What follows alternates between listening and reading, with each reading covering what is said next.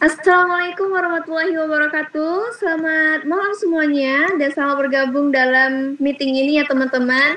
Dan selamat datang juga nih di acara persembahan spesial dari Generation Future Leader webinar Nubar dengan tema perubahan karya luar biasa sang penulis di era new normal 2020.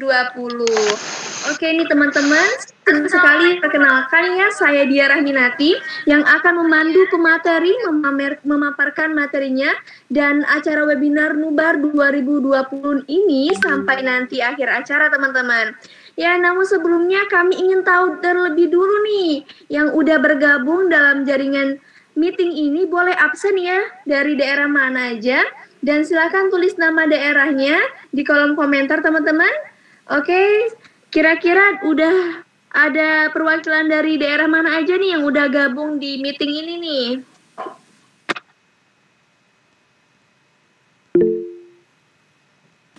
Oke, selamat malam Kak Mulia dari Makassar. Wah, nggak sabar lagi ya Kak Mulia ya. Sebentar lagi kita akan menyaksikan nih pemateri yang akan menyampaikan webinarnya pada hari ini. Wah, Sumatera Selatan. Dari mana Sumatera Selatan ya? Daerah Palembang ya Kak ya?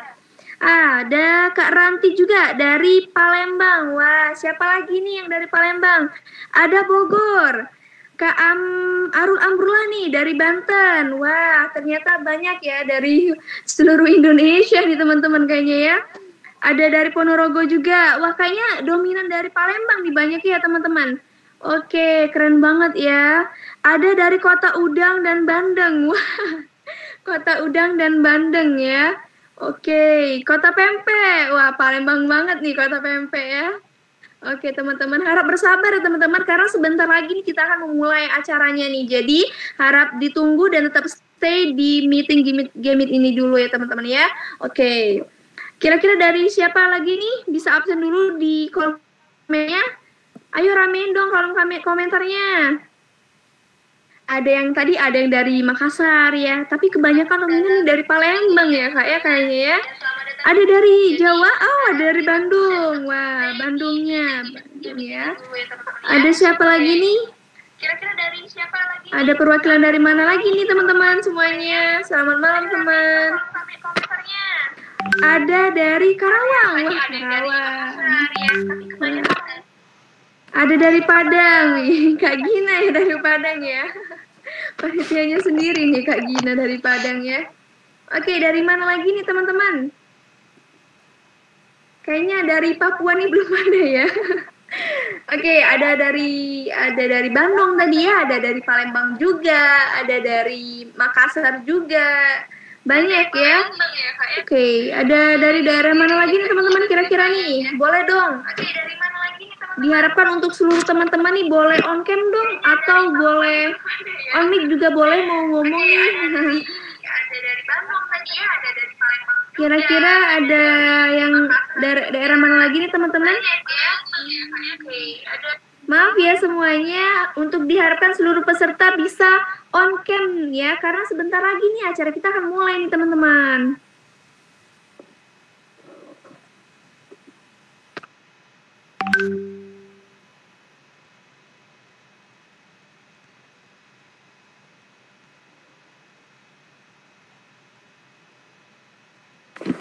Oke, ada lagi nih, dari mana lagi nih? Ada dari Bekasi, dari Kak Rizka Mufida. Wah, Bekasi ya Kak.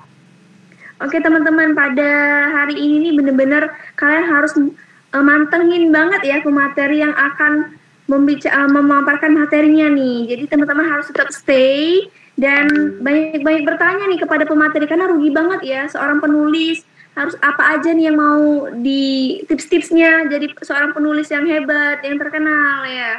Oke, dari Jawa, Kak Sabina. Jawa mana Kak Sabina?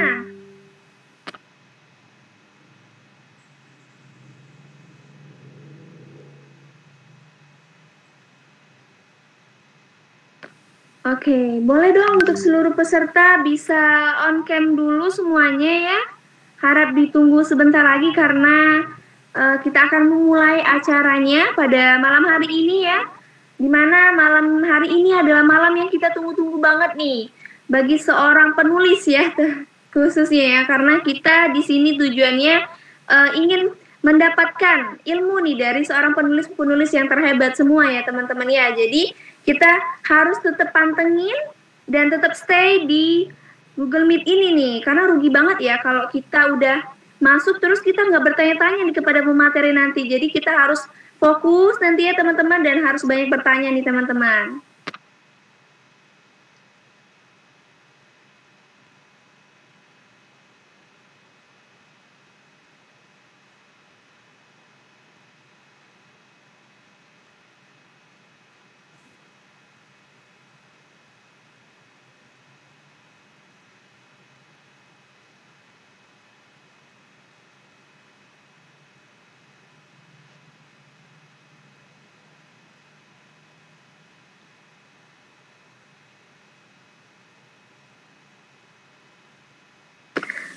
Oke, kira-kira udah banyak ya yang udah Zoom ya.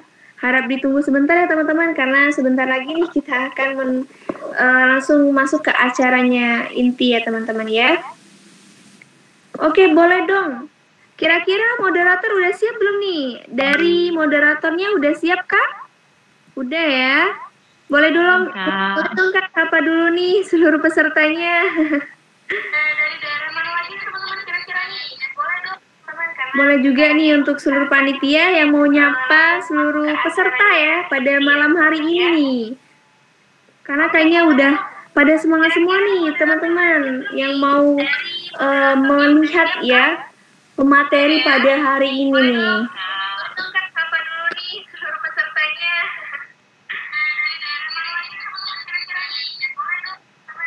Juga nih untuk seluruh hari ini.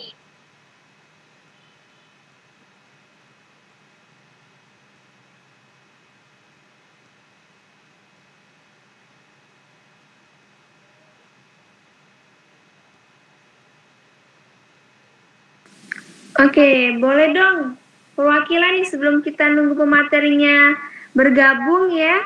Ada dari berani nih, siapa yang berani nih? Perwakilan dari daerah mana nih yang mau ngasih impression nih untuk pemateri pada hari ini nih? Ada coba yang dari Sumatera Selatan, on mic dulu coba, atau on cam boleh? Sapa seluruh teman-temannya, boleh Kak?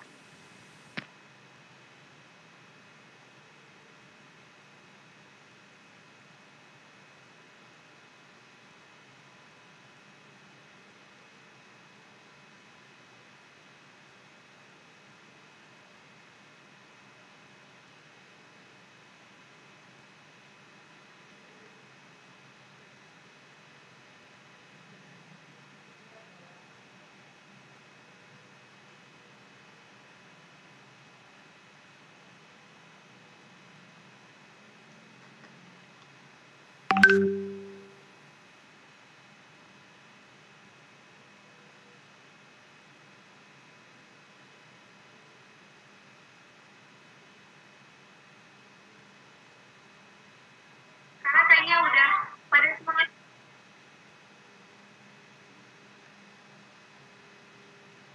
Oke, mungkin kita langsung saja ulang ya, karena sebentar lagi kita udah memulai teman-teman, siap-siap dan diharapkan untuk seluruh peserta nih on cam dulu ya teman-teman ya. Oke.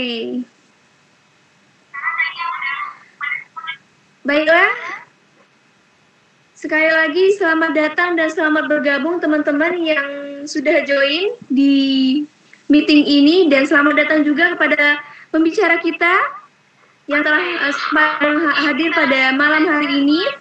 Dan selama beberapa jam ke depan kita akan disuguhkan ya oleh beberapa segmen acara ya tentunya yang akan sangat penuh insight nih teman-teman. Yang pertama, selain kita akan tentunya mendapatkan ilmu yang luar biasa dari pemateri kita, nah kita teman-teman, namun sebelumnya kami ingin mengucapkan dulu ya terima kasih terlebih dahulu untuk sponsor yang sudah mendukung nih acara ini, dan terima kasih untuk Sejuta Cita dan Kupena. Oke, dan kita masuk ke sesi yang pertama. Namun sebelumnya dimohon ketika materinya berlangsung teman-teman agar mematikan mikrofonnya ya. Dan baik seperti yang saya sampaikan sebelumnya bahwa hari ini kita akan mendapatkan ilmu yang luar biasa dari seorang pemateri yang terbaik. Oke, langsung saja kita masuk ke pembicara pertama dan saya ambil alihkan kepada saya ulangi, saya kasih kembali kepada moderator kami persilakan. Terima kasih kepada MC. Selamat malam semuanya. Puji syukur kepada Allah SWT karena rahmatnya kita semua dapat hadir di sini untuk berkenalan dan mendengarkan materi-materi yang luar biasa dari pemateri-pemateri kita yang tidak kalah luar biasanya dari materi yang akan mereka sampaikan. Yang mana tentunya akan menambah ilmu dan pengetahuan kita. Ada pepatah bilang, tak kenal maka sayang. Tapi saya ada baiknya harus terlebih dahulu. Oleh karena itu, izinkan saya untuk memperkenalkan diri terlebih dahulu. Nama saya Novi Darina, saya berasal dari Sumatera Selatan. Ini saya sedang menempuh pendidikan di Universitas Lampung. Oke, tak perlu membuang waktu lagi, kita akan menyimak pemaparan materi dari pemateri pertama kita. Tapi sebelum itu, saya akan bacakan CV beliau terlebih dahulu. Wahri Wahyudi. Beliau merupakan seorang penulis, public speaker, award entrepreneur, beasiswa farmasi, dan co-founder Bintang Serius Group. Pendidikan terakhir beliau yaitu di Fakultas Perikanan dan Ilmu Kelautan Pajajaran University. Salah satu mahakarya beliau yaitu Jadikan Hidupmu Bahagia dan Bermakna. Beliau juga pernah meraih runner-up MTQ Syahril Quran Plus of University, runner-up Business Model Canvas Competition in Cimahi, top 6 Business Model Canvas Competition level of Westapa. Dan tentunya masih banyak lagi pengalaman karya-karya beliau yang sangat hebat-hebat, namun maaf tidak dapat saya sampaikan satu persatu. Baiklah, langsung saja kepada kawan Dewa Yudui, waktu dan tempat saya persilahkan. Ya. Terima kasih atas waktunya. Terima kasih atas waktunya buat Mbak Moderator dan MC ya yang sudah membuka acara pada malam hari ini yang begitu semangat gitu. Jadi saya juga ikut membuat jadi semangat. Ya baik teman-teman. Bismillahirrahmanirrahim. Assalamualaikum warahmatullahi wabarakatuh. Alhamdulillah, Waalaikumsalam warahmatullahi wabarakatuh.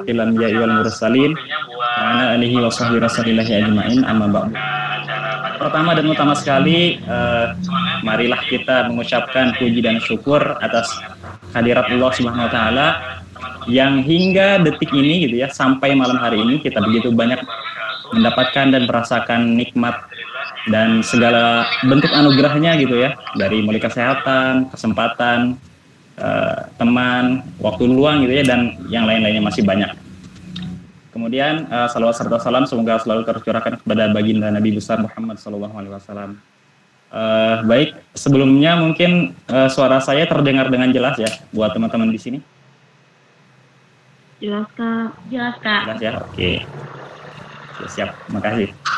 Nah, jadi teman-teman semua, sebelumnya saya mengucapkan terima kasih untuk teman-teman dari Generation Future Leader gitu ya, atas kesempatannya untuk malam hari ini, yang insya Allah pada malam hari ini saya akan sedikit berbagi tentang cakupan besarnya itu adalah tentang literasi atau dunia kepenulisan ya. Nanti khususnya kita akan membahas tentang kepemudaan, kemudian tadi tentang menulis dan tentang perubahan gitu ya. Oke.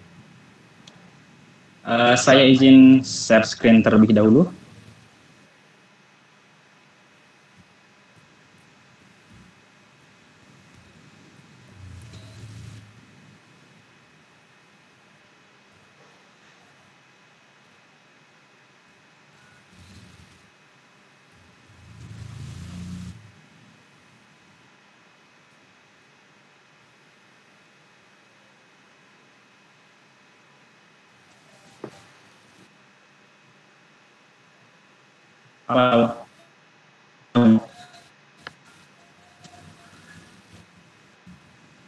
Tadi muncul Kak, terus keluar lagi. Oh, oke. Sudah muncul Kak. Sudah? Sebentar ya.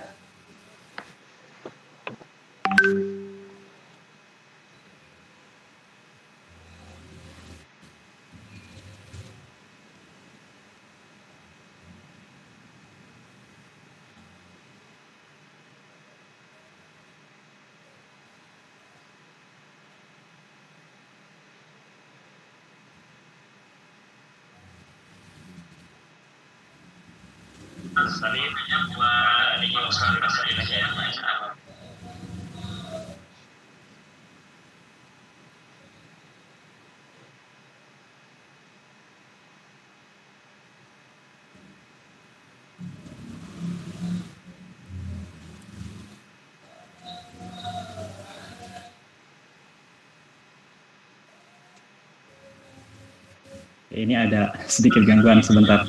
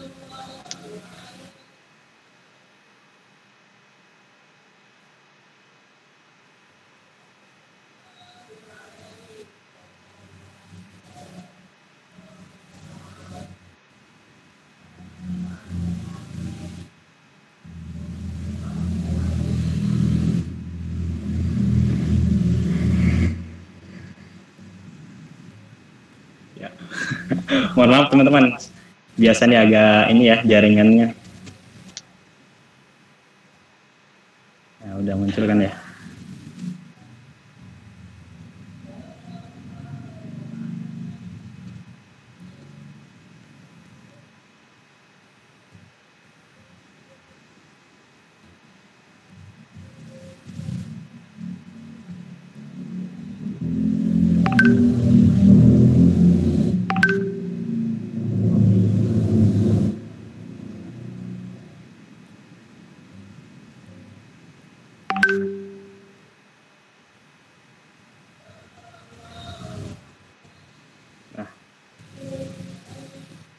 Oke.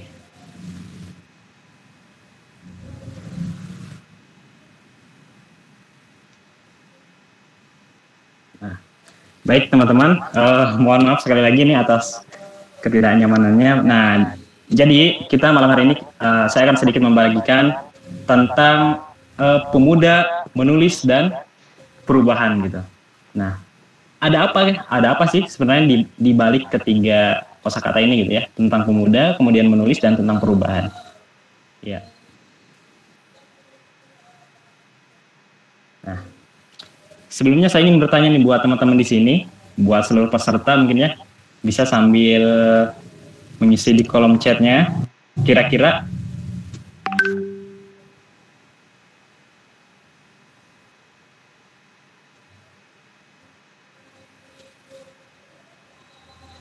Masih nge-lag ya. Aduh. Apapun itu gitu. Mau dari artikel atau menulis puisi atau mungkin sampai menghasilkan buku, atau mungkin teman-teman sudah sering bikin caption gitu ya, atau status di Instagram gitu, status di Instagram atau di Facebook. Nah, boleh teman-teman saya gitu, jawab aja saya bagi yang udah ya. Saya ingin tahu dulu nih teman-teman di sini kira-kira siapa aja yang di sini yang udah mulai menulis. Boleh bantu jawab. Kira-kira aja.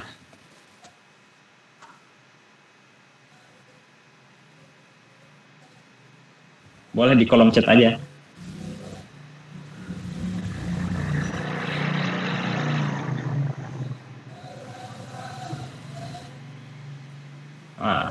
Dari Kak Said, oke, siap.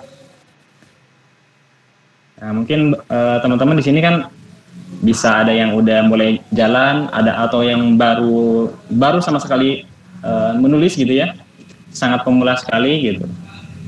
Nah, kira-kira tadi Kak Saikin antologi artikel, oke, siap. Ya mungkin dari beberapa teman di sini atau mungkin sudah semua ya teman-teman sudah melakukan menulis gitu ya, minimal bikin caption lah, bikin status gitu di media sosial teman-teman masing-masing. Nah lalu saya ingin kembali bertanya setelah tadi menanyakan teman-teman udah ada yang nulis juga. Nah kira-kira teman-teman itu apa alasannya menulis sejauh ini gitu ya? Kenapa teman-teman menulis?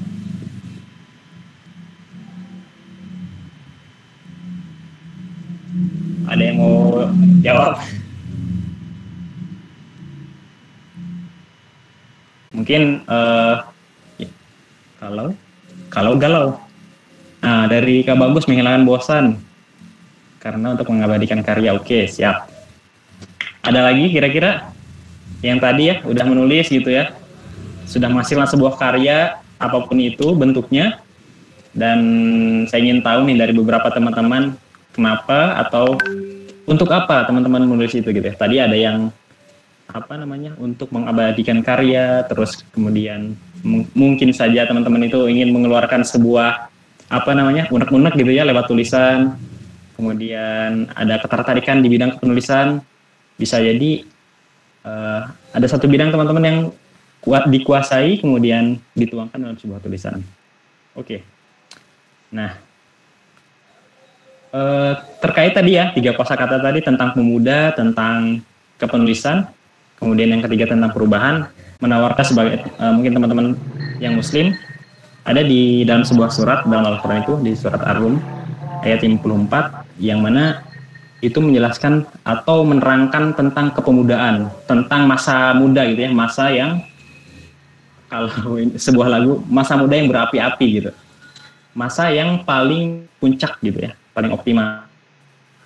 Apakah itu? Nah ini kembali dan berubah. Dia menciptakan apa yang dikehendakinya dan dialah yang mengetahui dan lagi Maha Kuasa. Nah jadi teman-teman, kalau ditinjau dari dalil ini gitu ya, dan dalam Quran ini, jadi masa muda itu adalah satu kekuatan di antara 2 lemah gitu. Jadi ketika kita masih bayi, masih balita gitu ya, masih anak-anak, nah itu adalah kelemahan yang pertama. Kemudian barulah kita sampai di posisi muda gitu ya, semangat, punya kekuatan, punya banyak potensi lainnya yang bisa dikembangkan gitu. Baru nanti ke kelemahan yang kedua. Jadi satu kekuatan di antara 2 kelemahan. Itulah posisi sebagai seorang pemuda. Lalu apa potensi yang ada di dalam masa ini gitu ya, di masa kepemudaan ini, apa saja potensi yang dimilikinya? Yang pernah saya ketahui adalah ada 4 potensi.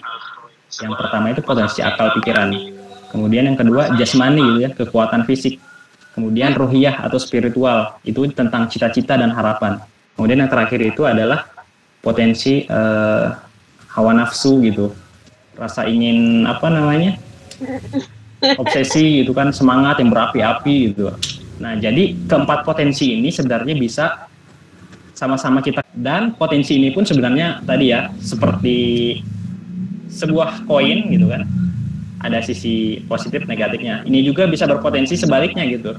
Ketika kita tidak bisa mengendalikan, tidak bisa, maka dari itu teman-teman harus bisa dengan semangat belajar gitu untuk terus mengembangkan diri, mengembangkan pengetahuan apapun itu gitu ya, bisa kita pelajari untuk mengontrol diri kita, mengendalikan diri kita kepada yang hal-hal positif. Nah, lalu tentang menulis. Nah, ini definisi dari saya aja ya tentang menulis gitu.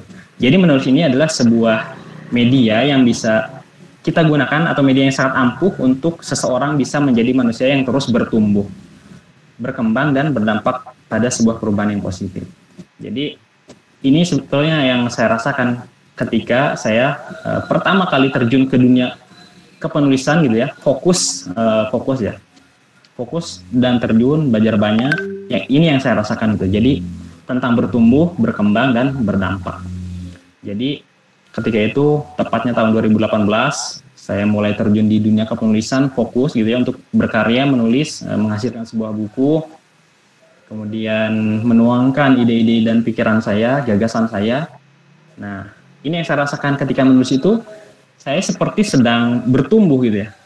Ketika menulis, kita harus punya wawasan, punya pengetahuan. Kita seperti mengisi ke dalam sebuah gelas yang kosong, banyak gitu ya.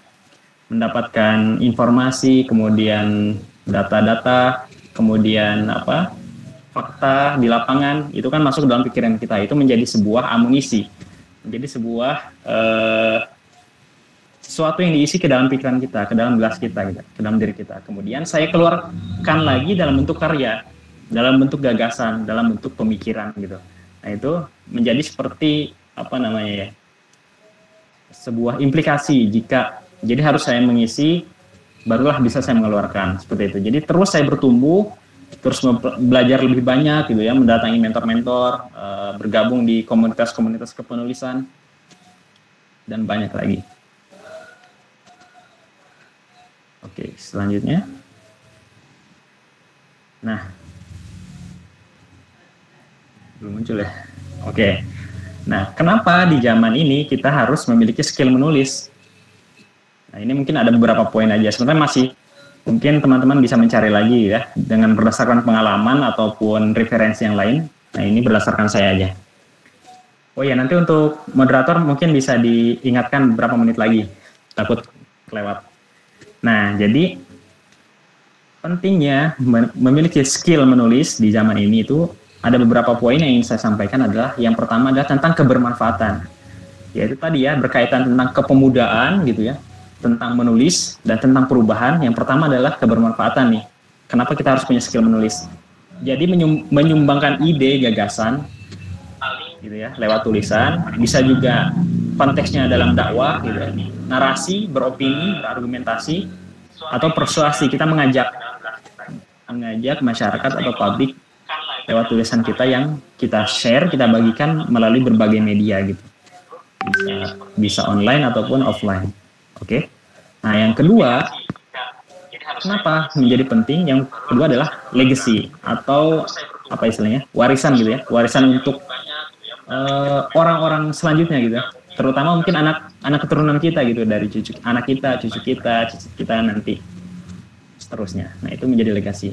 Nah, mungkin ini salah satu kutipan yang terkenal yang sering kita baca juga, kita tahu. Orang boleh pandai setinggi langit, tapi selama ia tidak menulis, ia akan hilang di masyarakat dan dari sejarah. Jadi menulis adalah bekerja untuk keabadian. Itu menurut Pramudia Anantatur. Nah, yang ketiga, kenapa skill menulis ini menjadi penting? Adalah melatih cara berpikir yang sistematis, logis, dan kritis.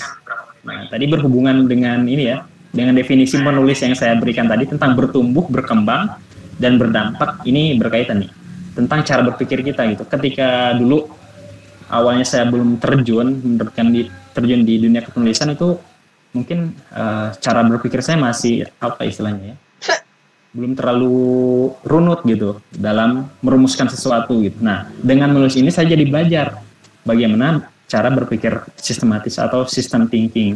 Jadi runut gitu ya, dari akar masalah, penyebabnya apa. Nah, ketika kita ingin memberikan sebuah solusi, nah, apa solusinya yang bagus, kemudian alasan apa untuk kita memberikan solusi itu, kenapa alasannya gitu ya. Nah, yang keempat bisa menjadi sumber penghasilan. Nah, mungkin ini nanti teman-teman boleh tanyakan juga nih ke salah satu pemateri kita nanti, yang kedua gitu ya, Kak Mahes. Nah, beliau kan jadi writer-planner juga salah satunya di bidang kepenulisan ini, bisa menjadi sumber penghasilan. Begitupun saya saat ini gitu ya. Kalau saya kan masih fokus di nulis buku aja, belum merambat ke yang lain, ke penerbitan dan yang sebagainya gitu. Nah, nanti bisa ditanyakan teman-teman ke Kak Mahes juga tentang sumber penghasilan ini, misalnya kalau ingin penasaran gitu ya. Kemudian yang terakhir adalah, nah ini bagi mahasiswa, bagi pelajar, tentu sangat membantu bagaimana kita di bidang akademik gitu kan, pasti bikin makalah, bikin paper, atau bikin tesis, bikin skripsi, bikin tugas. Nah, mau tidak mau pasti harus menggunakan kemampuan penulisan kita gitu. Bikin PowerPoint atau bikin tadi ya, makalah tadi ya. Oke, kita lanjut. Nah, lalu saya akan membagikan beberapa tips teman-teman sebagai penulis pemula gitu ya. Misalnya yang baru banget memulai atau ya baru nulis beberapa karya saja. Saya akan sedikit membagikan, semoga ini bisa membantu dan bermanfaat dan bisa dipraktikkan oleh teman-teman semua. Nah, yang pertama adalah memiliki tujuan yang jelas. Ketika teman-teman melangkahkan kaki atau istilahnya tadi ya, menyeburkan diri ke bidang kepenulisan gitu, teman-teman harus punya tujuan. Jadi ketika teman-teman melangkah, nggak kebingungan kemana gitu, pengen dapat apa, harus ngapain gitu kan. Nah, ketika teman-teman punya tujuan, nah nanti akan lebih terarah langkah teman-teman ketika sudah memasukkan diri ke bidang kepenulisan gitu. Oke, yang kedua tentunya harus punya niat dan tekad yang kuat. Nah, ini kaitannya nanti dengan sustainability teman-teman, kekonsistenan gitu. Kalau nggak punya niat dan tekad yang kuat, wah bisa jadi tumpang di jalan gitu. Ya, tumpang di jalan dan nggak lanjut lagi nulisnya. Oke, gitu ya. Jadi yang pertama harus punya tujuan, jelas tujuannya pengen dapat apa, ngejar apa gitu. Baik itu materi ataupun non materi itu terserah, dibalik lagi ke teman-teman. Nah, kemudian punya niat dan tekad yang kuat. Jadi itu ditimbulkan oleh diri kita sendiri nih. Terus kita tanamkan dalam pikiran kita, tanamkan dalam hati kita semangat yang benar-benar gitu, sungguh-sungguh. Nah, kemudian yang ketiga adalah berani memulai dan berani menyelesaikan. Nah, ini salah satu masalah yang sering saya dapati dari beberapa teman saya yang ingin baru menulis gitu. Kak, saya ingin nulis tapi saya takut tulisan saya jelek gitu. Kak, saya ingin nulis tapi takut tulisan saya nggak disukai sama pembaca gitu. Takut nggak ada yang baca, takut tulisan saya jelek, takut nggak diterima, takut dikritik, takut dilihat, dan takut semuanya gitu.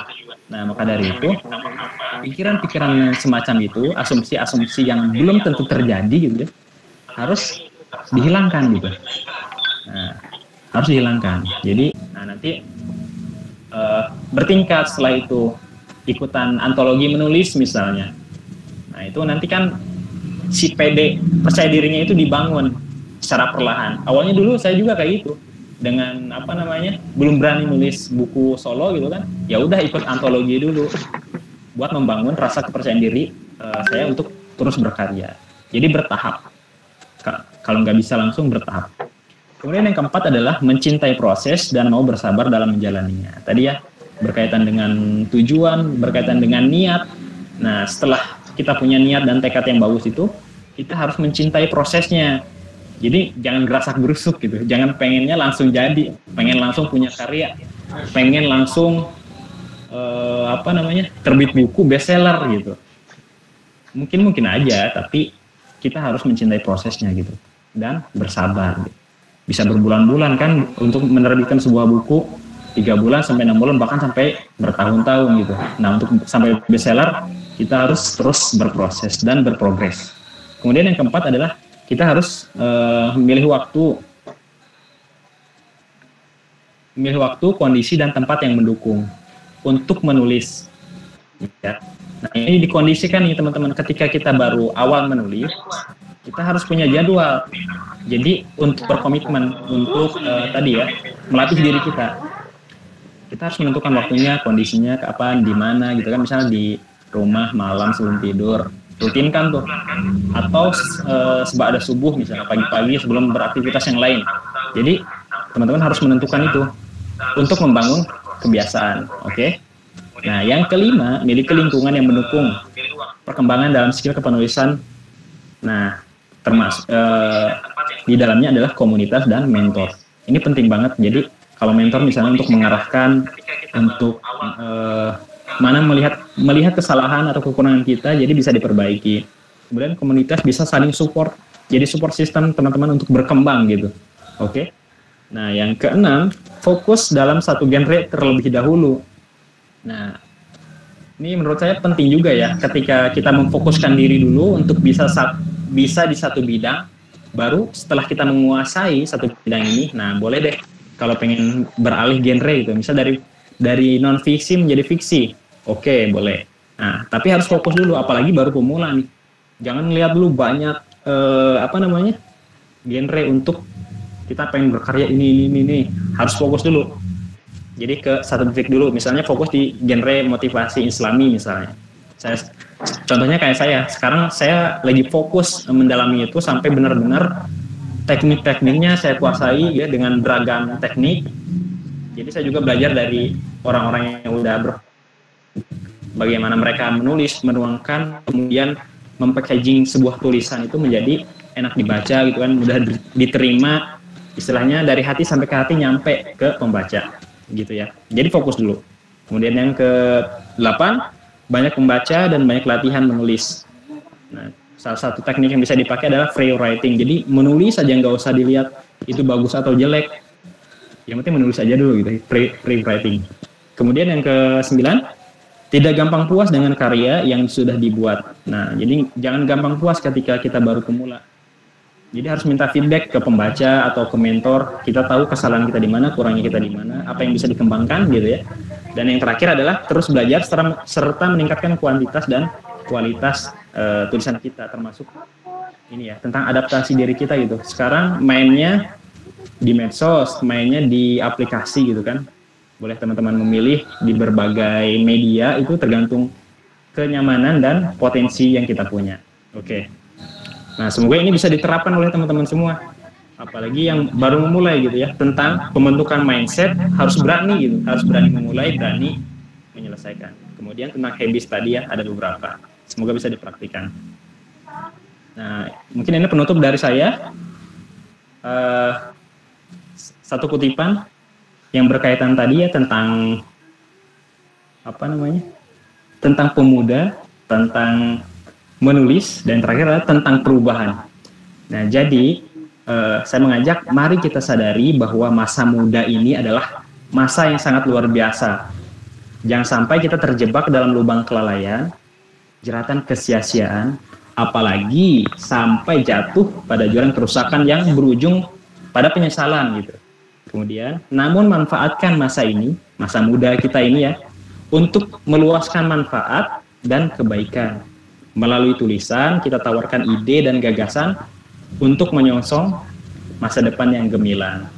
Nah, mungkin teman-teman itu dulu yang bisa disampaikan. Nanti kita lanjutkan di sesi diskusi yang lebih panjang gitu ya. Nah, kalau teman-teman ingin sharing-sharing atau diskusi, bisa menghubungi kontak ini. Mungkin nanti ke panitia kalau lebih kalau perlu lagi. Nah, mungkin dari saya cukup sekian dulu, nanti disambung lagi sesi diskusi, dan setelah pemateri kedua ya, dari KMS. Mungkin dari saya, segitu dulu. Buat moderator, terima kasih. Wassalamualaikum warahmatullahi wabarakatuh. Waalaikumsalam warahmatullahi wabarakatuh. Wah, luar biasa sekali penyampaian dari Kak Wanti. Baiklah, langsung saja jawab. Pada teman-teman, dipersilakan untuk mengajukan pertanyaan yang dapat diketik kolom chat dengan format nama, asal, dan pertanyaan.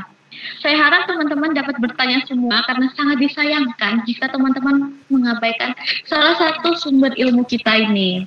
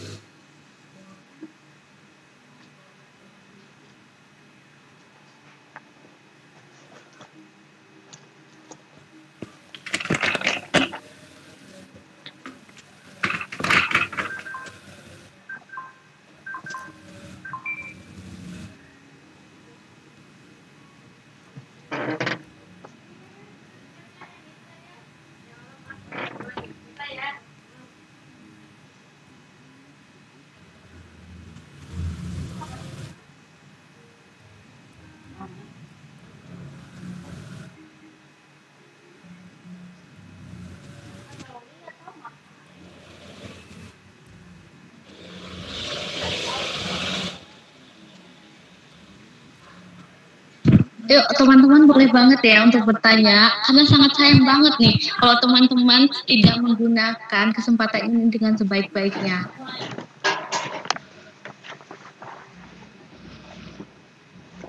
Boleh langsung aja sih. Kalau misalnya tadi ada penyampaian yang masih kurang jelas ya teman-teman, atau mungkin punya unek-unek seputar penulisan, silahkan boleh. Benar sekali. Atau boleh juga ya Kak langsung open mic. Boleh banget dong. Wah itu udah ada tuh.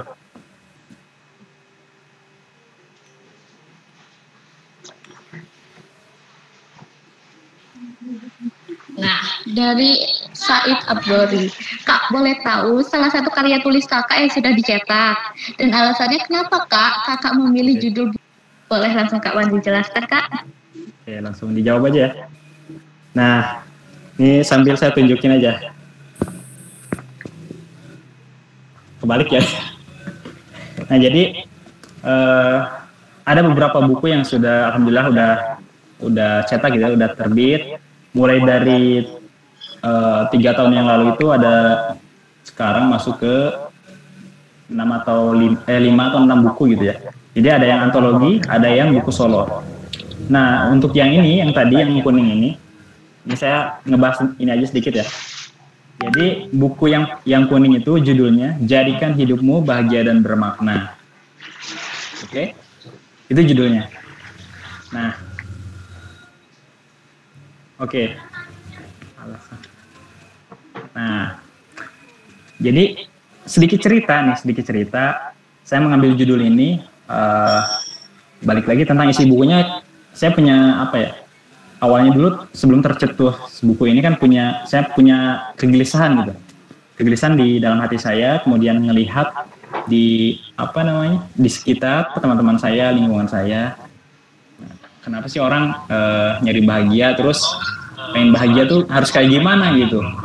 Terus ada yang orang menganggapnya bahagia tapi hidupnya kayak biasa aja, nggak berdampak ke orang gitu. Makanya tercetuslah ide menulis ini. Baru setelah proses tadi ya menulis itu selama waktu itu hampir 3 bulanan kalau nggak salah, 3 bulanan proses menulisnya gitu, dari mengumpulkan ide, terus bikin kerangka tulisan, baru eksekusi, kemudian tadi ya editing juga, sampailah ke proses cetak. Nah, jadi si judul itu muncul karena tadi yang muncul dari kegelisahan. Nah, maka ini kayak ngasih solusi nih, jadikan hidupmu bahagia dan bermakna. Jadi nggak sekadar bahagia, kemudian harus juga bermakna. Kemudian definisi si bahagia ini adalah berbeda dengan kesenangan gitu kan. Ada kesenangan yang sementara, ada kesenangan yang bikin kita tenang. Nah, itu bahagia gitu. Jadi saya menjelaskan atau ngasih tips cukup banyak. Di sini ada 22. Yang pertama itu pembahasan awal-awal, saya menjelaskan alasan kenapa orang-orang yang nggak bahagia gitu, nggak tenang, rasa tenang itu sumbernya dari diri saya sendiri, yang saya alami gitu ya, pengalaman, dan melihat atau cerita-cerita hasil diskusi bareng teman-teman. Jadi waktu itu di kampus ya, masih pas ngampus, dapat dari situ.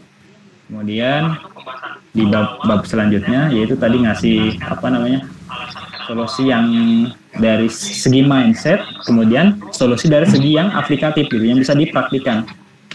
Misalnya dari tadi ya, bikin happy itu bisa membaca, olahraga, atau banyak-banyak bersyukur gitu kan. Kalau secara mindset atau tadi aplikatif juga bisa seperti itu sih. Pemilihan kenapa judul itu ya tadi ya, jadikan hidupmu bahagia dan bermakna adalah memberikan sebuah solusi kepada pembaca gimana agar menyikapi kehidupan gitu kan, yang kadang nggak sesuai dengan apa yang kita inginkan, dengan harapan kita gitu ya.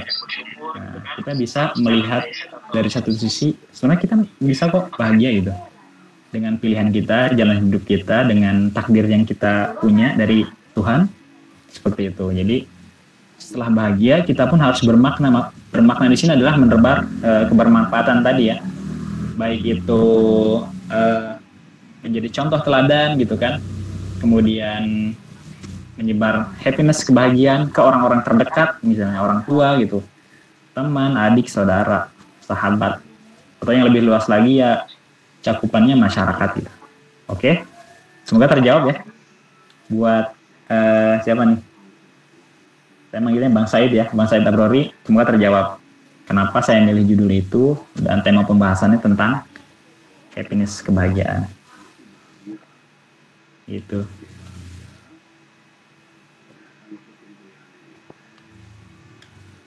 Boleh teman-teman lagi. Sampai berapa pertanyaan? Sangat inspirasi sekali Kak ya. Siap. Sebenarnya ini udah agak lama sih, tahun 2019. Kalau yang sekarang itu ada 2 buku yang masih tahap proses cetak. Yang pertama buku yang setelah ini ya. Setelah buku ini ada 2 buku lagi sekarang masih proses di penerbit. Dan yang satu alhamdulillah sih dapat rezekinya di negara tetangga buat terbitnya. Di Malaysia gitu.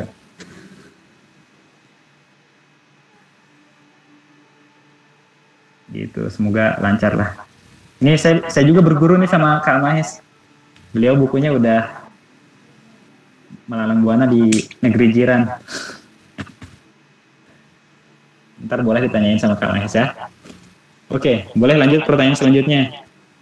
Mungkin ada unek-unek tentang ini ya.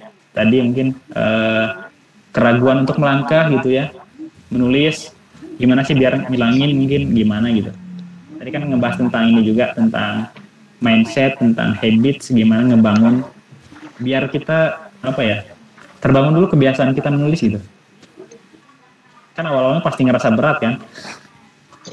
Buat sehari 1 halaman aja kayaknya waduh jadi beban gitu. Nah, boleh lanjut. Sungguh luar biasa untuk menciptakan buku, sangat menginspirasi sekali Kak. Nah, mungkin di sini teman-teman sangat malu Kak, atau bisa mereka untuk langsung bertanya nih secara pribadi kepada Kakak melalui IG Kakak, yaitu @aksarawat_1. Benar sekali Kak? Betul. Benar. Jadi teman-teman langsung saja ya di follow tuh IG-nya Kak Wandri dengan. Oke, yang bisa on cam silahkan untuk on cam ya. Oke, langsung saja aku hitung ya sampai 3. Silahkan untuk bergaya sesuka kalian. 1, 2, 3. Oke, terima kasih banyak Wandri atas ilmunya yang sangat-sangat menarik dan bermanfaat. Oke, makasih nah, juga teman-teman buat sekali ya. Iya Kak, sama-sama Kak Wandri. Nah, teman-teman sekalian, MC juga ada sebuah kabar yang sangat menarik, tentunya tak kalah menarik dari apa yang telah disampaikan oleh Kak Wandri tadi. Teman-teman sekalian penasaran nggak nih? Tentunya penasaran kan? Daripada terus penasaran, langsung saja kepada MC saya persilahkan untuk menyampaikan kabar menarik tersebut. Acara pada hari ini luar biasa banget, dan terima kasih juga kepada pemateri yang telah memaparkan materinya nih. Sungguh luar biasa banget hari yang udah dipaparkan oleh pemateri kita pada malam hari ini.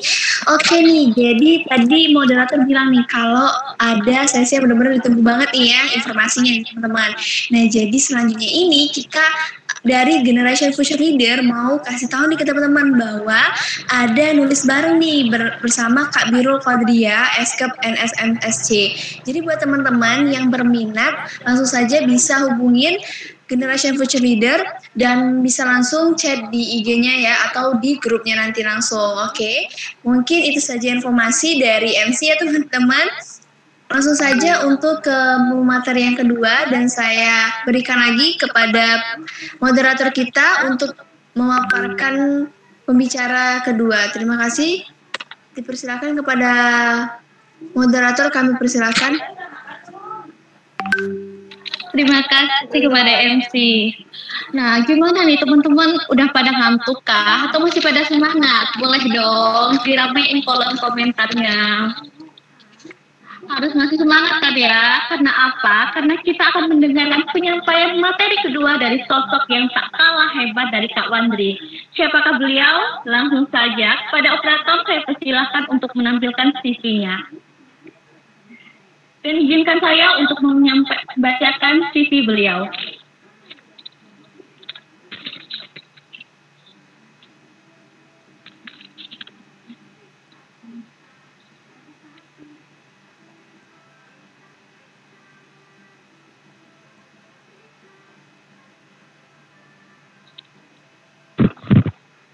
Pada operator bisa langsung ditampilkan CV-nya pemateri kedua kita.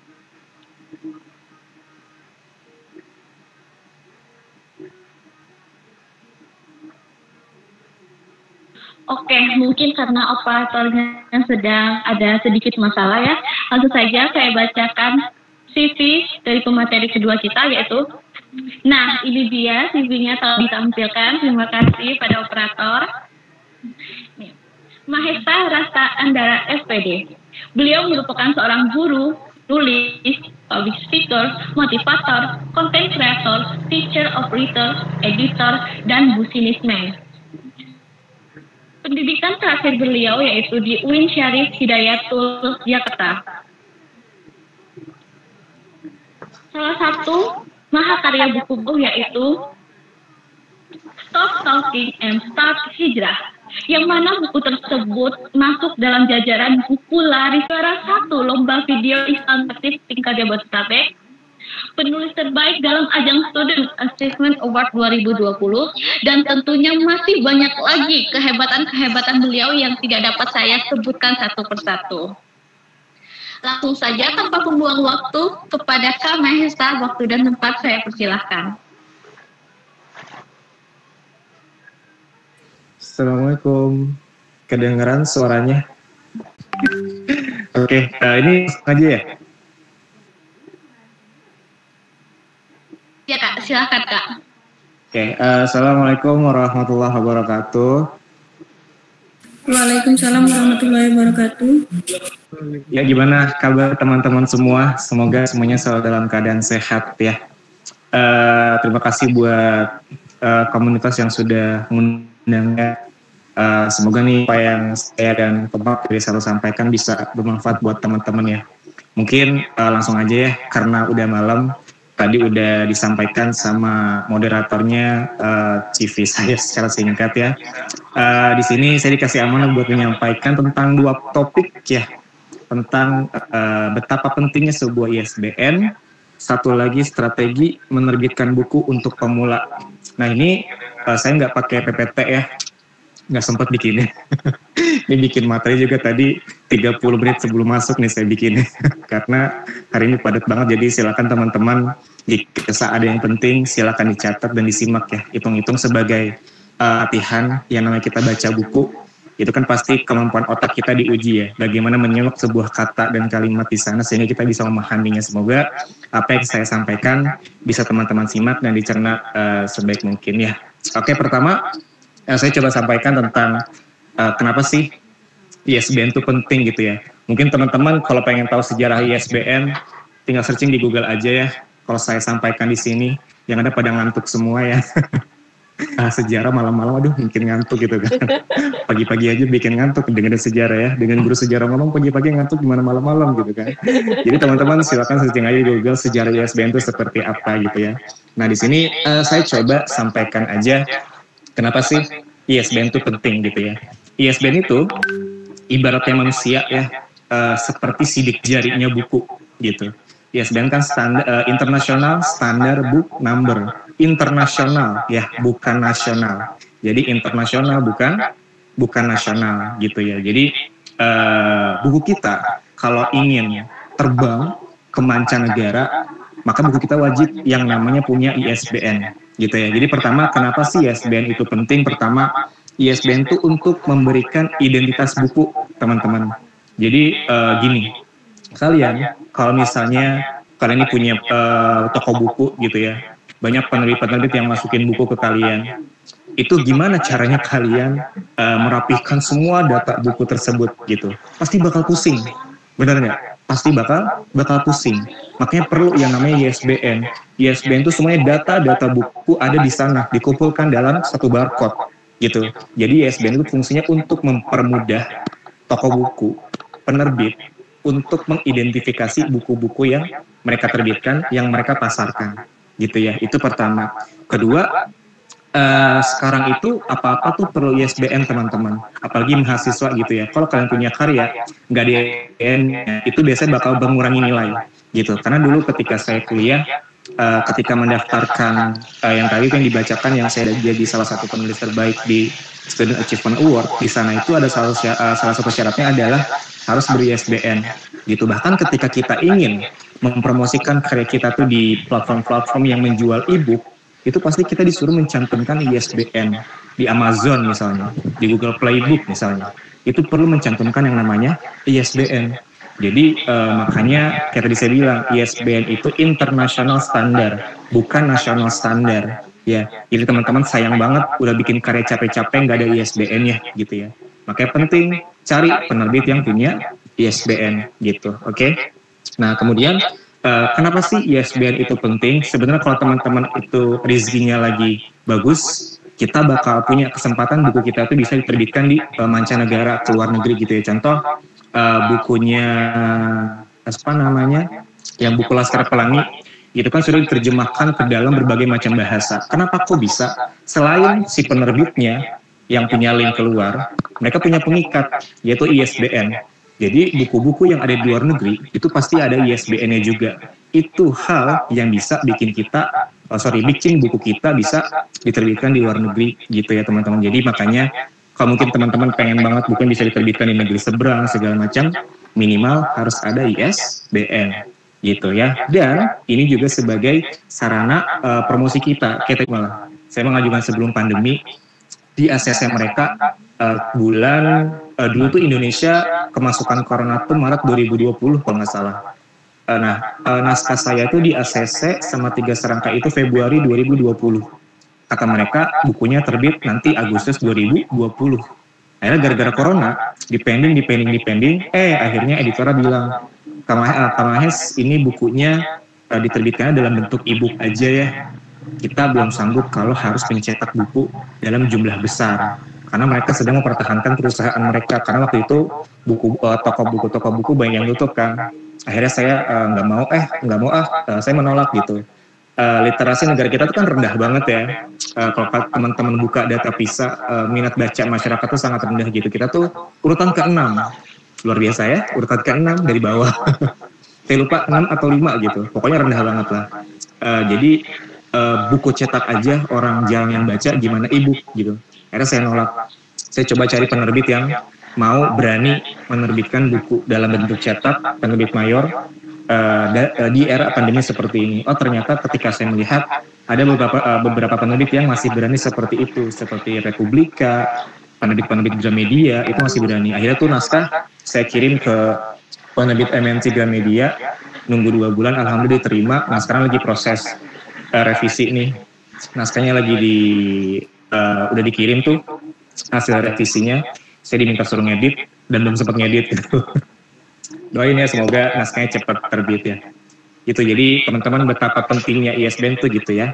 Nah itu poin pertama. Nah kedua, nah ini yang menarik nih, strategi menerbitkan buku untuk penulis pemula. Sebenarnya ya teman-teman, saya tuh kurang suka bahasa penulis pemula ya. Bahasa pemula tuh yang bikin kita tuh akhirnya ya gini-gini aja gitu. Pertama kita nggak berkembang, kedua kita jadi nggak percaya diri. Gara-gara apa? Gara-gara mindset bahwa saya tuh masih pemula kak, saya tuh masih pemula kak. Akhirnya gara-gara itu, aduh pengen nulis di media sosial malu, aduh pengen bikin buku malu, nggak percaya diri. Kenapa? Karena mindset kita itu di kepala kita adalah saya tuh masih penulis pemula. Jadi harusnya diubah, itu diubah menjadi saya penulis yang masih belajar. Itu lebih bagus gitu ya. Itu baru sesuatu yang positif yang bisa dimasukkan ke dalam diri kita. Sehingga kalau kita menganggap bahwa diri kita ini adalah penulis yang masih belajar, kita bakal berkembang ke depannya. Tapi kalau mindset kita adalah saya masih pemula, mau sampai kiamat juga kita nggak bakal percaya diri gitu, karena mindset kita adalah saya itu masih pemula gitu. Jadi coba temanya kita ganti ya, strategi menerbitkan buku untuk penulis yang masih belajar gitu ya. Nah di sini saya ada 8 ya. Kan kayak tadi saya bilang, saya nyiapin materinya 30 menit sebelum ngisi. Karena hari ini padat banget ya. Ada kondangan sampai 3 kali, jadi belum sempat bikin materinya dan belum bikin PPT-nya. Ini pertama ya, jangan takut teman-teman buat nerbitin buku ya. Jangan takut. Kenapa jangan takut? Ini buku pertama saya, yang judulnya Untuk Para Pejuang Mimpi. Ini kalau dibilang penjualan kecil banget. Ini tuh yang beli cuma 25 orang. Tapi, sorry. Jadi ini tuh yang beli 25 orang dan saat itu tuh saya benar-benar kecewa gitu ya. Kecewa sama teman-teman saya sendiri. Orang-orang yang saya pikir bakal beli buku saya, mereka malah nggak beli gitu. Dan orang-orang yang saya pikir nggak bakal beli buku saya, mereka malah beli gitu. Jadi ini walaupun ini buku yang beli cuma 25 orang, tapi ada 2 hal yang bikin saya tuh jadi semangat buat nulis terus. Pertama, ini yang bikin saya bisa konsisten sampai sekarang, yang bikin saya percaya diri sampai sekarang. Kedua, gara-gara buku ini walaupun yang beli 25 orang doang ya, tapi 4 diantaranya itu berani membeli buku ini dengan harga fantastis gitu. Satu, ini tuh harganya 40, dulu tuh ini harganya tuh 40.000 beli buku, saya kok harganya 500.000, ini cuma 40.000, saya bilang. Gak apa-apa, Mahes, ini buat kamu 500.000, ibu doain biar kamu konsisten nulis. Dan ternyata doa beliau terkabul sampai sekarang gitu ya. Dari 2017, saya bikin 2017, sampai sekarang akhirnya konsisten gitu. Jadi ketika kita menerbitkan buku pertama, itu saya yakin banyak mereka-mereka yang bakal menyemangati kita gitu. Walaupun mungkin ini buku cuma 25 eksemplar yang beli, tapi banyak mereka-mereka yang terus menyemangati kita karena kita berhasil menciptakan karya. Nah ini saya entah ini di lingkungan saya aja atau di lingkungan teman-teman juga ya, saya ngerasa bahwa kalau di lingkungan saya tuh mereka yang memandang seseorang itu penulis itu tuh kayak dipandang spesial gitu. Kayak contoh saya di sekolah nih, mentang-mentang saya penulis, saya disuruh jadi PJ literasi, saya disuruh ngisi jadi pemateri, saya disuruh jadi begini. Jadi kayak kita tuh seperti sosok yang multi talent ketika kita itu dipandang sebagai sosok penulis gitu.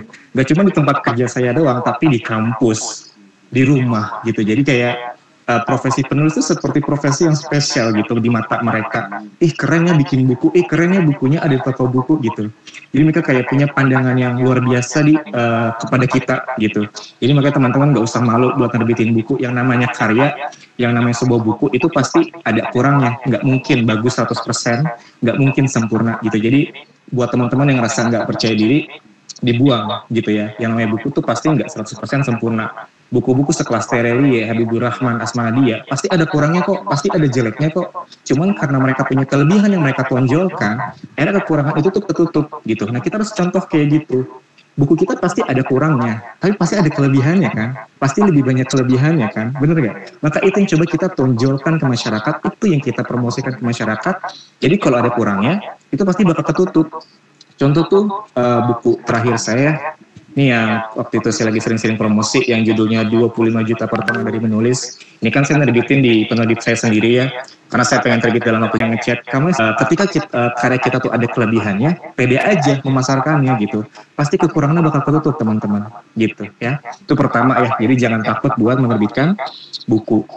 Kedua, buat teman-teman yang masih bingung, saya pengen nerbitin di penerbit mayor apa indie ya. Sebenarnya kedua-duanya itu sama-sama baik gitu ya. Mau di penerbit mayor, mau di penerbit indie, tapi ada kelebihan dan kekurangannya masing-masing. Pertama, kalau di penerbit mayor, teman-teman kalau ngirim ke penerbit mayor, kelebihannya adalah teman-teman belajar sabar. Kedua, ketika naskah teman-teman ditolak, teman-teman punya hak untuk bertanya, emang naskah saya kenapa ditolak gitu. Kalau penerbitnya responsif, mereka bakal membalas. Dulu, saya di awal-awal nulis tuh gitu. Saya kirim ke penerbit mayor, ketika ditolak, saya bakal tanya, kenapa sih naskah saya ditolak, apa kurangnya?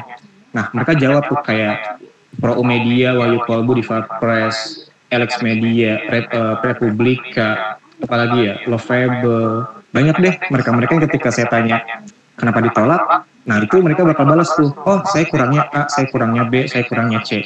Akhirnya karena saya dapat segala kekurangan itu, saya jadi tahu, oh titik lemah saya tuh di sana ternyata. Nah itu bisa jadi evaluasi ke depan buat karya kita selanjutnya jangan sampai terulang kembali nih kesalahan ini gitu. Itu keuntungannya tuh ketika teman-teman tuh ngirim naskah ke penerbit mayor.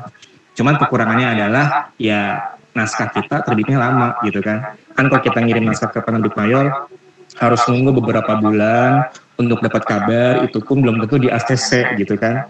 Jadi ya banyak berdoa lah ketika kirim naskah ke penerbit mayor gitu ya.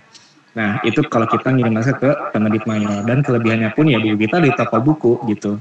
Dan itu bakal jadi sebuah kelebihan tersendiri dan kebanggaan orang-orang di sekitar kita gitu. Wih, kamu bukunya ada di toko buku gitu. Contoh siswa saya deh, saya kan bikin buku termotivasi ya karena siswa saya juga gitu. Ketika buku saya ada di toko buku, mereka punya kebanggaan tersendiri kepada saya gitu. Bahkan saya pernah dapat kabar dari guru bahasa Inggris mereka ketika ditanya, apa cita-cita kalian? Oh, saya mau jadi kayak Pak Mahes, Pak, bukunya ada di toko buku segala macam. Itu salah satu tujuan saya ya, bisa tercapai gitu. Saya bisa memotivasi mereka dalam belajar. Jadi buat teman-teman ya, makanya kayak tadi saya bilang, nggak usah takut untuk nerbitin buku gitu ya. Itu kalau teman-teman pengen ngirim ke penerbit mayor. Kedua, kalau teman-teman pengen ngirim ke penerbit indie, kelebihannya adalah ya buku kita terbitnya cepat gitu ya. Tapi kekurangannya adalah ya buku kita nggak ada di toko buku. Kedua, kita nggak tahu kelemahan karya kita tuh apa ya. Karena kan kalau kita kirim ke penerbit indie kan ya udah kita bayar, diterbitin, selesai. Jadi kita nggak tahu nih kekurangan karya kita tuh apa jadinya. Akhirnya ini nggak bisa jadi evaluasi buat perkembangan kita ke depannya gitu. Tapi ketika antara mayor atau indie ya sama aja gitu, karena buku yang terbit secara mayor belum tentu bagus, buku yang terbit secara indie belum tentu jelek, buku yang tembus secara mayor belum tentu laku, buku yang diterbitkan secara indie belum tentu nggak laku gitu. Karena kalau kalian ke toko buku itu banyak banget buku-buku yang nggak laku dan akhirnya masuk ke gudang. Dan buku-buku yang sebenarnya diterbitkan secara indie aja tapi bestseller karena marketingnya yang bagus gitu. Jadi buku bestseller itu bukan berarti isinya bagus. Mungkin aja karena bukunya biasa, tapi karena marketingnya yang keren, karena banyak yang beli gitu ya. Jadi buku bestseller itu belum tentu bagus, mungkin karena marketingnya yang bagus, dia ahli jualan, karena bukunya baik yang melirik gitu ya. Itu tiga poin ya. Pertama, jangan takut teman-teman buat nerbitin buku. Terus tadi teman-teman buat yang pengen nerbitin secara mayor sudah saya jelaskan. Terus buat teman-teman yang ingin nerbitkan secara indie juga sudah saya jelaskan gitu. Jadi nggak usah berpikir mana yang enak gitu, yang penting gini aja, buku saya terbit dan kita pandai marketing, ya silakan aja mau diterbitkan secara indie. Contoh saya nih yang buku terakhir 25 juta pertama dari Manus ini saya diterbitkan di penerbit saya sendiri karena pertama bisa cepat terbitinnya, kedua desainnya sesuka hati saya karena saya juga yang ngedesain, ketiga saya jadi belajar marketing gitu. Ternyata ketika menjual buku ini, ketika masa PO itu saya bisa alhamdulillah bisa berhasil jual sekitar berapa yang mana?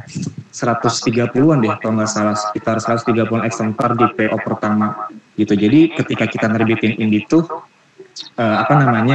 kita dituntut untuk belajar marketing gitu teman-teman. Beda sama ketika naskah kita tembus di penerbit mayor. Mungkin kita bakal santai-santai karena oh ya udah bukunya ada toko buku kok gitu. Nah ini salah satu mindset baru ya. Ketika teman-teman naskahnya ditolak nulis sama penerbit mayor, jangan terlalu sedih. Coba berpikir secara religius. Oh, mungkin aja Allah itu menolak naskah saya diterbitkan secara mayor karena Allah pengen saya itu belajar marketing gitu. Karena banyak teman-teman saya yang bukunya udah tembus di penerbit mayor, ketika bukunya terbit, mereka malas promosi gitu. Akhirnya dampaknya apa? Bukunya nggak laris, bukunya nggak laku. Bukunya itu kan menerbitkan berbagai macam penulis gitu, nggak cuma kita doang. Jadi jangan berharap banget penerbit itu tiap hari promosiin karya kita. Jadi kita sendiri yang harus promosiin karya kita gitu ya. Udah panjang nih. Itu poin ketiga ya. Poin keempat itu judul teman-teman. Judul. Apalagi era digital kayak gini, teman-teman perlu banget yang namanya memikirkan judul yang bagus. Kenapa? Karena ketika kita promosi online, yang dilihat apanya sih? Judulnya sama blurb-nya. Bener nggak? Kalau judulnya jelek, walaupun isinya bagus, orang-orang nggak, kan ketika kita promosi online, orang-orang tidak melirik isinya. Bener nggak? Beda sama ketika mereka ke toko buku, oh ada buku yang dibuka, mereka bisa melihat isinya. Oh isinya bagus nih, dibeli akhirnya. Gitu. Tapi kalau kita promosi online, mereka kan nggak melihat isinya apa. Jadi kita harus memainkan judulnya mainkan dua-nya, dua komponen itu yang teman-teman perlu pikirin matang-matang. Jadi jangan cuma fokus di isi, tapi fokus di judul, fokus di dua-nya juga, gitu ya. Dan saya punya pengalaman pribadi ya, buku ketiga saya nih yang judulnya Tak Kenal Maka Tak Dakwah. Menurut saya tuh isinya aplikatif banget, isinya bagus gitu ya. Ada yang penulis muji karyanya sendiri. Menurut saya isinya bagus, aplikatif, bisa diterapin langsung sama mereka-mereka yang pengen belajar dakwah, pengen marketing dakwah yang bagus gimana. Tapi karena menurut saya judulnya kurang bagus, akhirnya penjualannya kurang. Ini tuh diterbitin tahun 2019. Sampai sekarang baru kejual 500 eksemplar doang gitu. Secara penerbit mayor itu penjualan yang sangat kecil. Walaupun menurut saya itu angka 500 itu gede ya. Tapi menurut penerbit mayor ya itu angka yang kecil dalam penjualan gitu. Berarti kan buku ini gagal di depan walaupun bagus di dalam gitu. Nah, makanya teman-teman perlu yang namanya memikirkan judul yang bagus gitu ya. Contoh buku kedua saya nih yang Stop Talking and Start Hijrah, sebenarnya isinya tuh kalau dibilang unik-unik, tapi menurut saya karena judulnya yang bagus, akhirnya banyak orang yang beli gitu. Sampai sekarang kalau nggak salah udah sekitar 1.500-an kejual. Mungkin karena judulnya juga yang bagus, akhirnya orang-orang ngelirik gitu. Jadi coba teman-teman jangan meremehkan yang namanya judul, oke? Itu poin keempat ya, judul. Nah, terus kelima itu keunikan. Teman-teman itu kalau bikin karya jangan cuma bikin doang, tapi harus dipikirkan matang-matang. Keunikan karya teman-teman apa? Pengen bikin buku motivasi. Buku motivasi di luar sana tuh udah banyak banget. Di toko buku tuh buku motivasi banyak banget. Yang jadi pertanyaan adalah bagaimana caranya buku kamu itu bisa bersaing dengan buku-buku motivasi yang sudah ada di pasar. Gitu. Itu yang jadi pertanyaan. Coba kalau saya tanya kayak gitu, bagaimana teman-teman cara menjawabnya? Kalau teman-teman bingung, berarti teman-teman belum mempunyai keunikan dalam karya teman-teman sendiri. Gitu.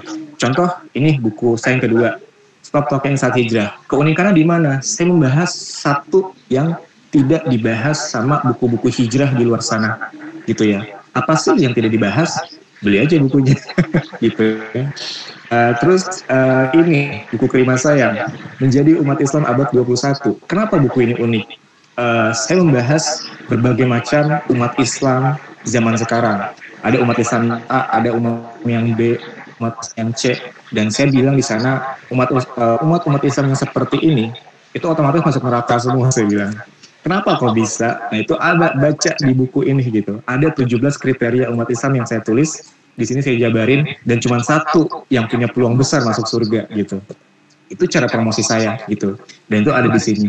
Jadi teman-teman perlu cari sebuah keunikan dalam buku teman-teman. Apa ya keunikan saya? Jadi ketika bikin outline jangan bikin doang. Tapi kita sambil mikir, apa ya keunikan karya saya? Karena keunikan itulah yang nantinya ketika buku kita terbit, itu bahan promosi kita gitu loh. Jadi kalau kita tuh bingung bagaimana cara mempromosikan buku, kita cek keunikan karya saya apa, kelebihan karya saya apa. Nah itu yang dipromosiin.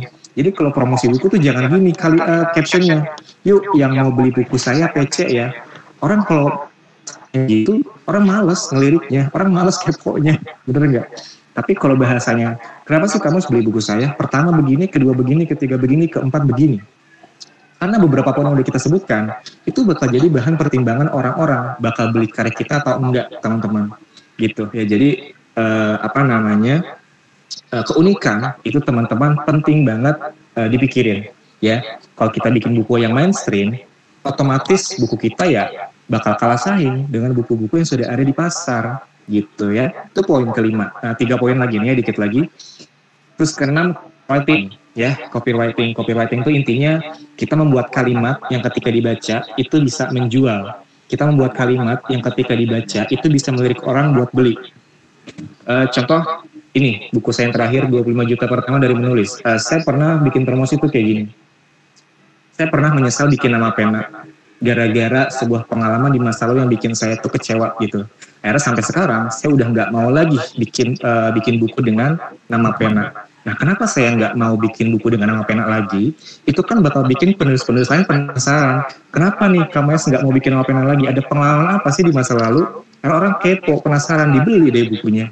Gitu. Jadi kita itu perlu bikin bahasa-bahasa copywriting yang ketika dibaca, orang bakal penasaran dan kepo sama karya kita, teman-teman. Jadi makanya kita tuh sebagai penulis tuh jangan cuma belajar atau ikut kelas nulis doang, tapi belajar copywriting juga, ikut kelas copywriting juga, ikut kelas marketing juga. Jadi ketika kita tuh bukunya terbit, kita nggak bingung gimana ya cara promosi gitu kan. Jadi jangan sampai ketika bukunya terbit kita tuh aduh gimana nih. Jadi kita perlu memikirkan strategi marketing biar bukunya laris gitu ya. Itu poin ke-6. Nah, ke-7 marketing. Nah, ini hampir sama seperti yang tadi ya, copywriting. Jadi marketing kita perlu memikirkan strategi yang bagus. Bagaimana caranya biar kita bisa mempromosikan karya kita, teman-teman. Contoh saya tuh kalau cara saya promosi sampai sekarang ya, saya tuh kalau ada yang beli, saya kasih quotes, terus saya tanda tanganin, saya foto, terus saya upload di media sosial. Itu sebagai bahan promosi saya. Itu cara marketing saya gitu. Jadi saya tuh cara marketingnya gini. Di pagi saya promosi, siang hari saya promosi, malam hari saya promosi. Jadi dalam sehari saya promosi 3 kali. Kenapa? Kenapa kok bisa kayak gitu? Karena saya mikirnya gini. Saya promosi di pagi hari, biar orang-orang yang nganggur di pagi hari melihat status saya. Saya promosi di siang hari, biar orang-orang yang nganggur di siang hari itu bisa baca status saya. Saya promosi malam hari, itu biar orang-orang yang nganggur di malam hari, biar mereka-mereka yang tidak selalu baca status di pagi, siang, sore, itu bisa melihat status saya di malam hari, gitu. Jadi, semua orang yang bekerja dalam sehari bisa melihat status saya semua, gitu. Jadi, mau di media sosial, kayak mau di WhatsApp, kayak saya promosi itu gitu. Pagi, siang, malam. Biar semua orang dari berbagai profesi, dari berbagai waktu mereka yang berbeda, itu bisa melihat status saya dan melihat, oh Mahes punya buku ya, oh Mahes punya karya ya, akhirnya ngelirik, karya apa sih, judulnya apa sih, gitu ya. Jadi teman-teman harus pandai marketing, oke? Nah terakhir, konsistensi promosi. Nah ini konsisten teman-teman ya. Sistem kerja otak itu kan mengulang. Jadi kalau teman-teman pengen orang-orang itu melirik bahwa teman-teman tuh punya karya, teman-teman itu harus sesering mungkin promosi. Tapi jangan sering-sering banget, kayak saya aja tadi, minimal sehari tuh statusnya 3. Lebih dari itu orang malas bacanya gitu. Jadi maksimal tuh 3. Caranya biar orang-orang itu ingat bahwa kita punya karya kita tuh judulnya ini gitu. Itu gitu ya. Jadi semakin mereka diingatkan, mereka bakal makin, apa sih ini orang promosi mulu dari tiap hari, mereka bakal penasaran sendiri gitu ya. Jadi maka teman-teman perlu yang namanya konsistensi gitu, oke? Mungkin kayaknya panjang banget ya saya ngomong. Oke, mungkin itu aja kali ya, karena udah malam. Kurang lebihnya mohon maaf. Mungkin kalau ada yang mau ditanyakan silakan. Kalau nggak ada, mari kita tidur bareng-bareng ya. Kurang lebihnya mohon maaf. Kebenaran hanya daripada Allah. Kesalahan ada pada yang nonton ya. Bercanda. Assalamualaikum warahmatullahi wabarakatuh. Waalaikumsalam warahmatullahi wabarakatuh. Wah, sungguh-sungguh sangat menarik. Banyak sekali tips dan trik dari Kak Mahes. Nah, inilah sesi yang teman-teman tunggu, yaitu sesi tanya jawab. Bagi teman-teman yang ingin bertanya, silakan ketik pertanyaan teman-teman di kolom chat, atau mungkin teman-teman bisa langsung open mic bertanya secara langsung kepada Kak Mahes.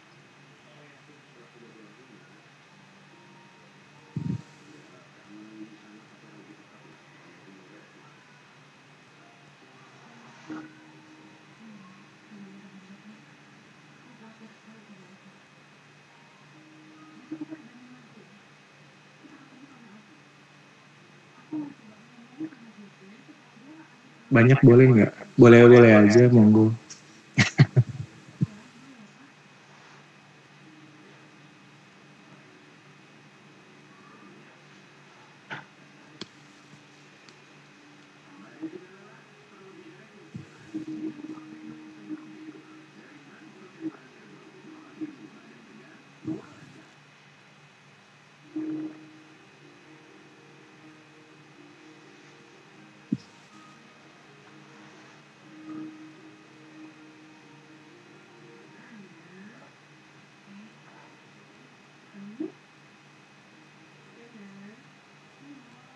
Ini kan ada pertanyaan dari Kak Adam Husni.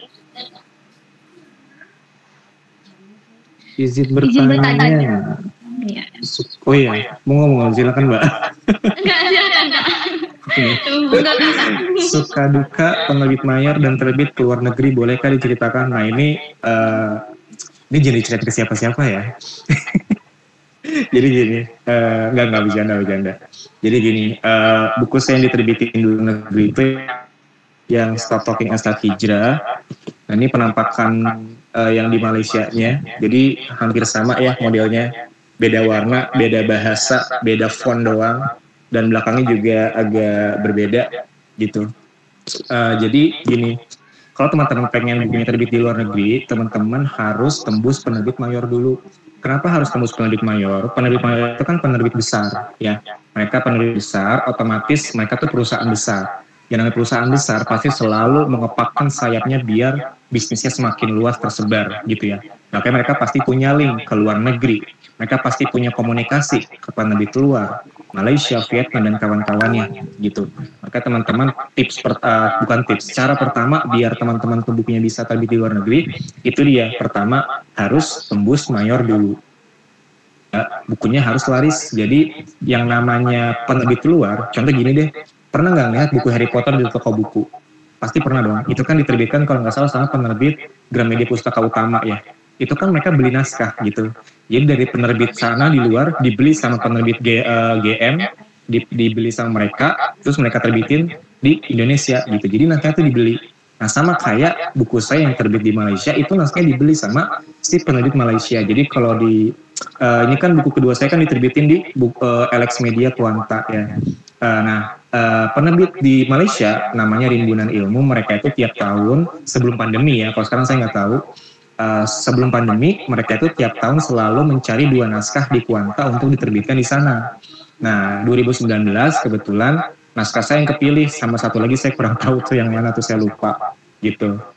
Jadi teman-teman kalau pengen buku bisa tembus di sana, itu pertama harus tembus mayor dulu, kedua bukunya kalau bisa laris dulu gitu ya. Nah terus suka dukanya gimana? Sukanya adalah ya saya jadi punya kelebihan baru, jadi punya nilai jual baru dalam diri saya, yaitu buku saya jadi tembus di luar negeri gitu. Itu kan sebuah prestasi tersendiri gitu ya. Itu pertama. Sukanya ya. Dukanya adalah jujur penerbitnya itu baik dari Kuanta, baik dari Rimbunan Ilmu itu sangat-sangat tidak transparan kepada saya gitu terhadap royaltinya ya. Ujuk-ujuk ditransfer aja, tapi saya nggak tahu itu penjualannya berapa, itu buku apakah dicetak ulang atau tidak, itu saya nggak tahu gitu. Pernah sesekali saya tanya ke editornya, jawabannya adalah tunggu kabar dari Malaysia-nya gitu. Saya susah hubungin si penerbit Malaysia-nya karena ketika saya DM Instagramnya nggak dibalas gitu. Ketika saya DM editornya balasannya minim gitu. Jadi saya sampai sekarang belum tahu konsep ketika diterbitkan di luar negeri itu royaltinya tuh gimana sih. Sampai sekarang saya baru dapat kiriman tuh 2 kali gitu. Terbit 2019 sampai sekarang saya baru dapat 2 kali kiriman royaltinya. Royaltinya berapa? Kepo deh. Ya, jadi baru 2 kali kiriman, dan itu saya cuma dapat transferan doang, nggak tahu tuh berapa eksemplar yang udah kejual di sana. Nah itu saya nggak tahu gitu. Jadi beda sama yang di Indonesia. Kalau di Indonesia kan rata-rata kan penerbit selalu kirim royalti tiap Agustus sama Februari. Itu ketika royalti dikirim kita dapat ini datanya. Oh, buku Extra Talking Ustadz Hijrah kejual misalnya 500 eksemplar dalam waktu 6 bulan. Oh, si buku ini kejual sekian. Dihitung-hitung, segini royalti yang ditransfer ke kita gitu. Tapi kalau yang di luar negeri itu, yang di Malaysia itu saya nggak dapat rincian seperti itu. Ujuk-ujuk ditransfer aja gitu. Jadi ya itu sih dukanya. Jadi saya nggak dapat transparansi dari mereka itu buku udah kejual berapa gitu. Mungkin bisa membantu ya. Tapi sebenarnya gini, sebenarnya semua kembali lagi kepada tujuan ya. Kalau tujuan kita nulis itu buat uang, jadi ya ketika kita berpikir hal-hal yang tadi saya ceritain, akhirnya kita ngerasa resah, nggak adil atau gimana gitu ya. Tapi kalau tujuan kita itu hal yang lain gitu kan, sebenarnya uang tuh nggak usah jadi prioritas utama banget sih bagi saya ya. Ketika kita menulisnya dengan hati, ketika kita emang punya tujuan yang bagus untuk dicapai dalam menulis, saya yakin uang ngalir kok. Saya dapat pesan dari guru saya tuh gitu, coba kalau kerja itu pakai hati, ntar uang ngalir kok gitu. Uang bakal ngalir dengan sendirinya kok kalau kita kerjanya pakai hati gitu. Jadi teman-teman, uang tuh jangan jadi tujuan utama dalam menulis. Nggak apa-apa, tujuannya uang nggak apa-apa. Tapi jangan jadi tujuan utama. Coba taruh di kedua atau ketiga gitu. Karena kalau ditaruh di awal, kalau di bagian pertama ya tujuannya, kita bakal sering kecewa gitu. Bakal sering kecewa karena, aduh banyak banget yang pengen saya ceritain kalau ditanya tentang uang ya. Banyak banget itu. Nggak cukup nih waktunya gitu. Jadi coba itu tujuannya taruh di nomor 2 atau nomor 3. Nomor 1 coba cari tujuan yang positif, cari tujuan yang itu bakal bikin teman-teman tuh konsisten dan jangka panjang gitu ya. Itu cerita pengalaman aja. Seperti itu, ada semoga puas ya.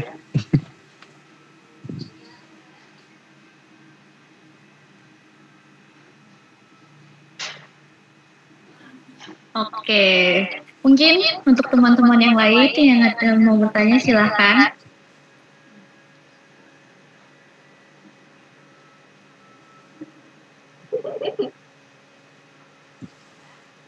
Nih Kak, ada lagi pertanyaan dari Kak Rizka. Izin bertanyakan mengenai menulis, minta tipsnya. Misalnya kita punya tulisan udah lama nggak kelar, biar bisa membangkitkan semangat nulis lagi, itu gimana?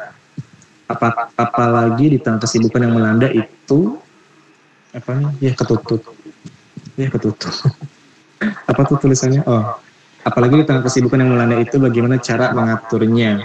Oke, pertama, biar bisa membangkitkan semangat nulis lagi ya, dari tulisan yang lama yang nggak kelar. Saran saya dibuat outline-nya ulang lagi. Kenapa dibuat ulang? Bukan dibuat ulang, sorry. Dibaca lagi ya.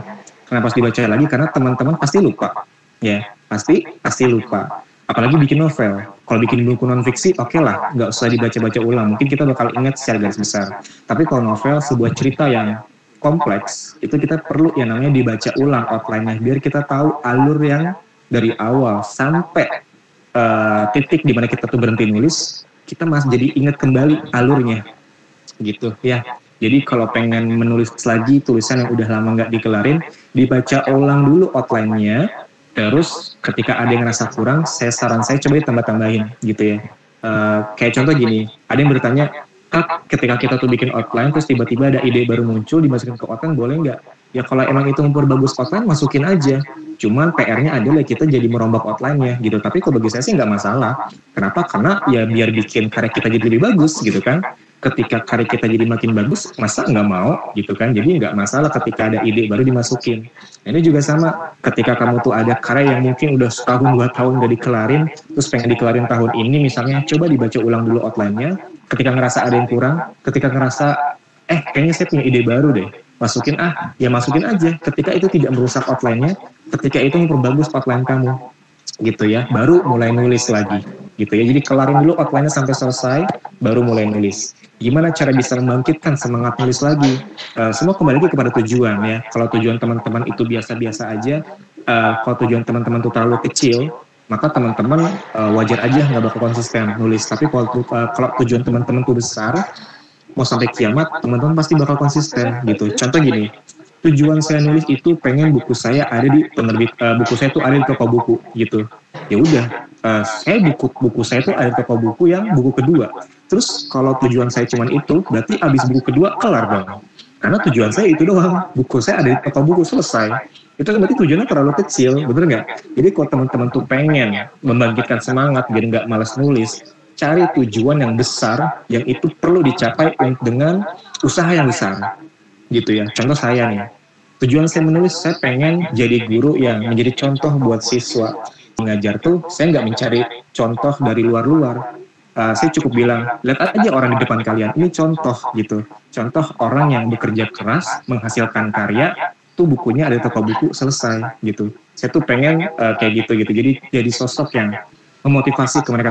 Kadang tuh guru tuh gini ya, guru tuh menyampaikan motivasi, tapi karena dalam dirinya dia itu tidak ada sesuatu yang bisa memotivasi siswa, akhirnya siswa yang gak termotivasi gitu. Ngerti nggak maksudnya? Jadi banyak guru-guru yang memotivasi siswa, tapi karena dalam dirinya dia itu tidak ada sesuatu yang bisa memotivasi siswa, akhirnya itu motivasi yang terucap cuma masuk telinga kanan, keluar telinga kiri gitu. Karena nggak ada stimulus. Tapi kalau kita punya stimulus, yaitu diri kita sendiri. Oh, Pak Mahes, saya kalau di sekolah dipanggil Bapak ya. Oh, Pak Mahes bikin buku, punya karya ini, punya prestasi ini.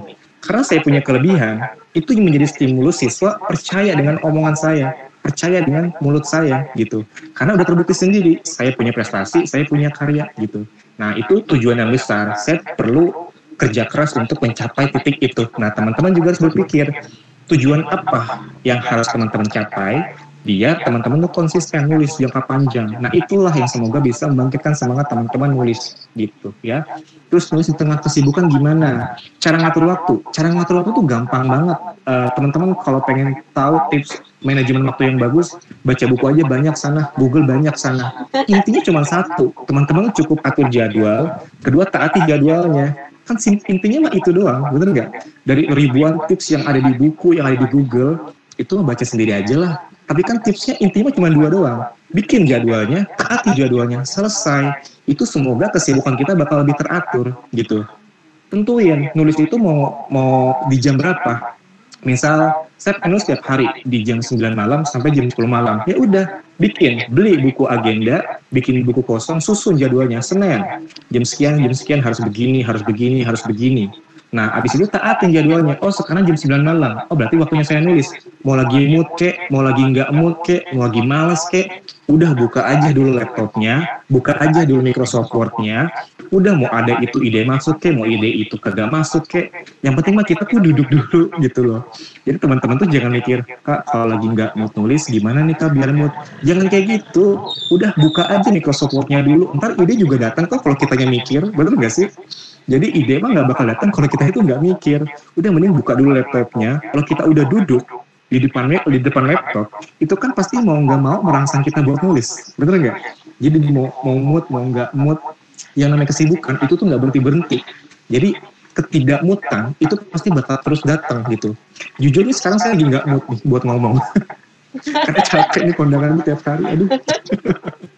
Tapi karena balik lagi kepada ini kewajiban, maka saya harus bikin yang menarik gitu di depan kamera, di depan kamera gitu ya. Sama kayak nulis teman-teman, lagi mood kayak lagi enggak kayak udah di depan laptop aja dulu, entar juga datang kok ide gitu ya. Kalau nggak datang, setidaknya kita sudah menjadi sosok yang mentaati jadwal yang sudah kita buat. Itu yang bikin kita jadi disiplin gitu ya. Orang tuh nggak disiplin nulis gara-gara dia tidak mentaati jadwalnya dia sendiri gitu ya. Terus ya gitu ya, semoga memuaskan ya Rizka jawabannya. Terus Rantika, motivasi apa yang dapat menunjang kegiatan kita dalam menulis? Motivasi apa ya? Saya jujur nggak ada motivasi sih.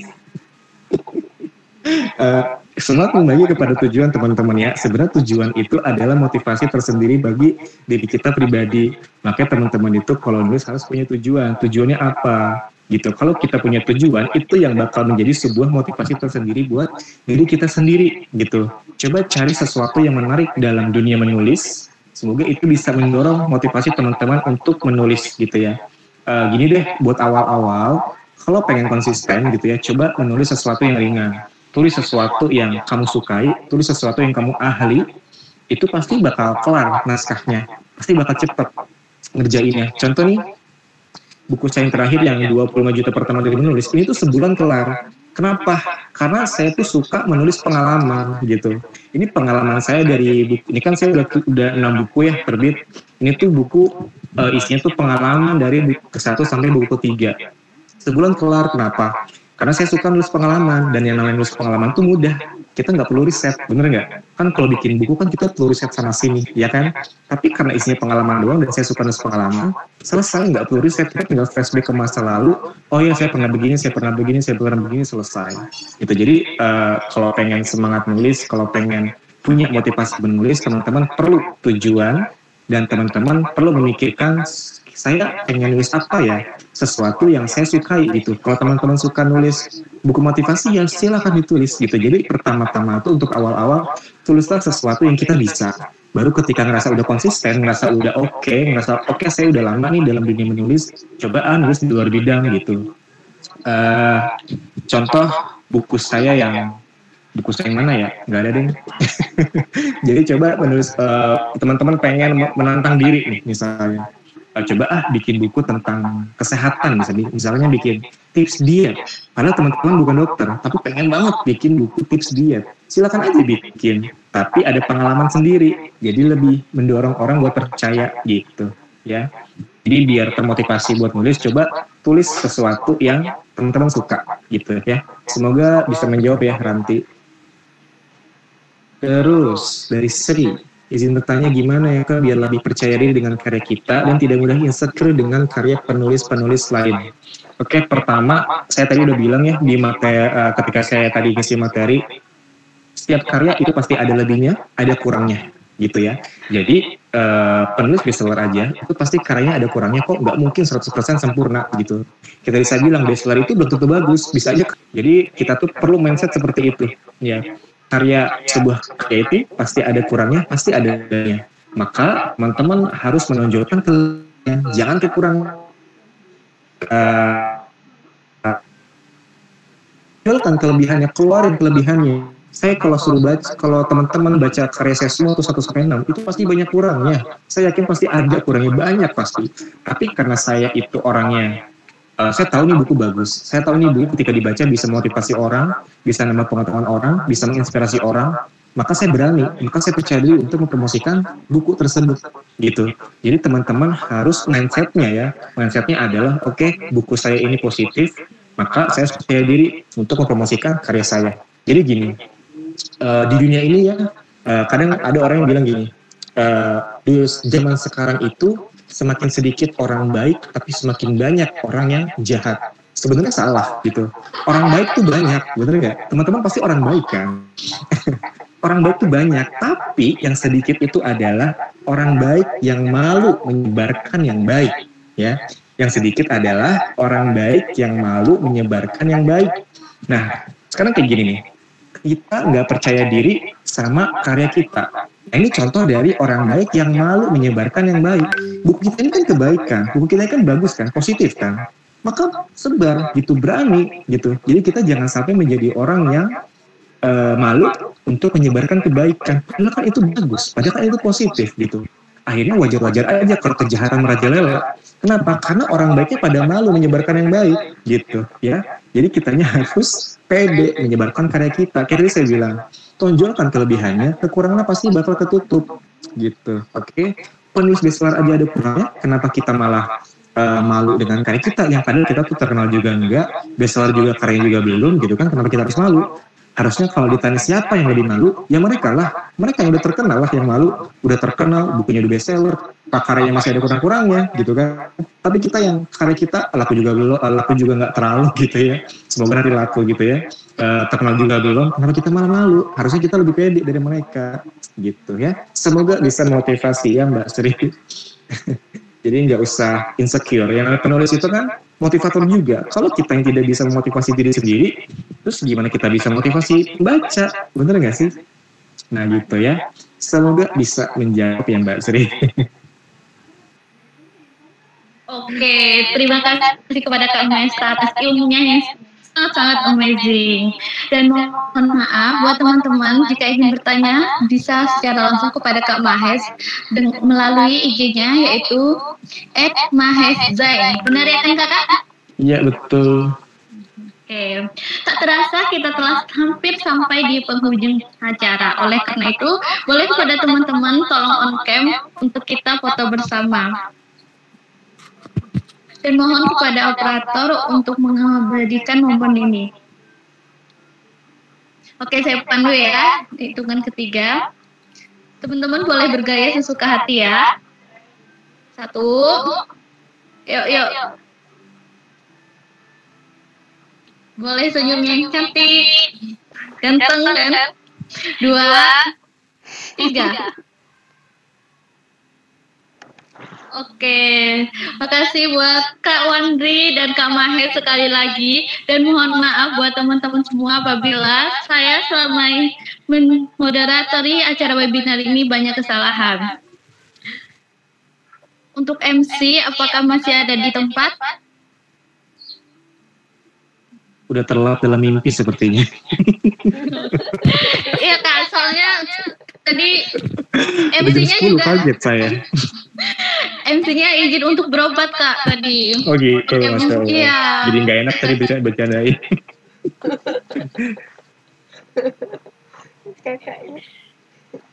Baiklah, karena hari sudah larut juga malam, kita mau istirahat semua. Untuk teman-teman boleh banget ya memberikan pesan dan pesan teman-teman selama mengikuti webinar ini, dan tag IG Kak Wandri, IG Kak Mahes, IG Kak Eliza selaku founder GFL, dan IG GFL. Untuk akunnya nanti akan disampaikan di grup. Demikian webinar kita pada malam hari ini. Apabila ada salah kata, saya mohon maaf, dan kepada Allah saya mohon ampun. Saya akhiri, wassalamualaikum warahmatullahi wabarakatuh. Terima kasih semuanya. Terima kasih Kak Wali, terima kasih Kak Mahel. Terima kasih buat semuanya yang udah hadir ya. Terima kasih juga teman-teman yang menyempatkan waktunya untuk ikut webinar malam hari ini. Jangan lupa ya pesan dan pesannya. Mantap. Izin pamit ya semuanya. Yuk teman-teman GFL juga selamat semangat. Ya, assalamualaikum. Waalaikumsalam. Terima kasih Kak.